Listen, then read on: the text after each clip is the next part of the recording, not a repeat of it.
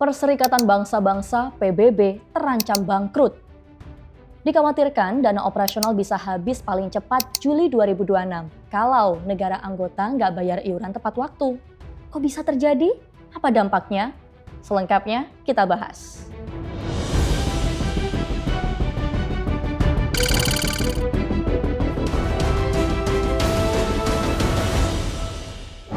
PBB hidup dari iuran wajib negara anggota. Besarnya disesuaikan dengan kemampuan ekonomi masing-masing negara. Masalahnya, banyak negara menunggak. Akibatnya, kas PBB terganggu, bahkan untuk kebutuhan paling dasar. Di saat yang sama, PBB juga harus ngembaliin dana yang nggak terpakai, meski pembayaran iuran belum sepenuhnya masuk. Kombinasi inilah yang bikin kondisi keuangan PBB makin rapuh.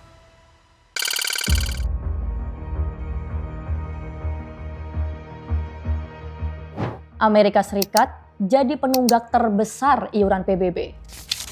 Hingga awal 2026, Amerika Serikat belum bayar iuran tahunan yang diperkirakan mencapai lebih dari 1,5 miliar dolar.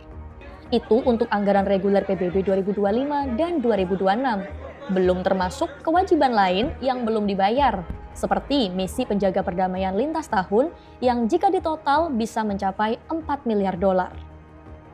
Di bawah Amerika Serikat, Venezuela tercatat menunggak sekitar 38 juta dolar. Data PBB juga mencatat negara lain yang belum bayar iuran, seperti Argentina, Meksiko, serta sejumlah negara di Afrika dan Timur Tengah. Total tunggakan iuran reguler PBB kini mencapai sekitar 1,57 miliar dolar, tertinggi dalam beberapa tahun terakhir. China memastikan iurannya sudah dibayar penuh dan tepat waktu. Indonesia juga menegaskan telah memenuhi seluruh kewajibannya kepada PBB.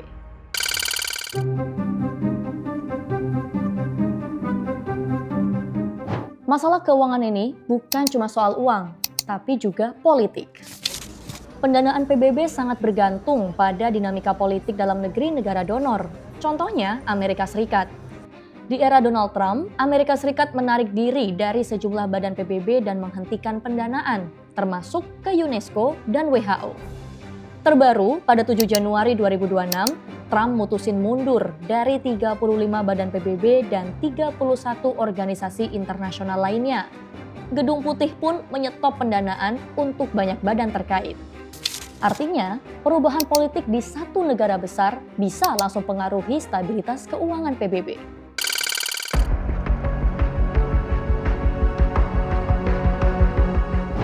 Kondisi ini bikin keuangan PBB semakin tertekan.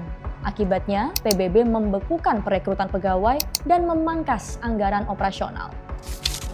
Jika pembayaran iuran tidak segera meningkat, Sekjen PBB Antonio Guterres memprediksi PBB tidak akan mampu menjalankan program rutin tahun 2026 yang sudah disetujui sejak Desember 2025. Negara-negara penerima bantuan juga ikut terdampak. Program kemanusiaan, kesehatan, hingga perlindungan pengungsi susah optimal.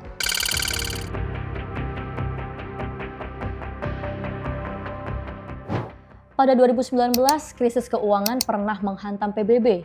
Gaji pegawai PBB sempat terancam terdampak.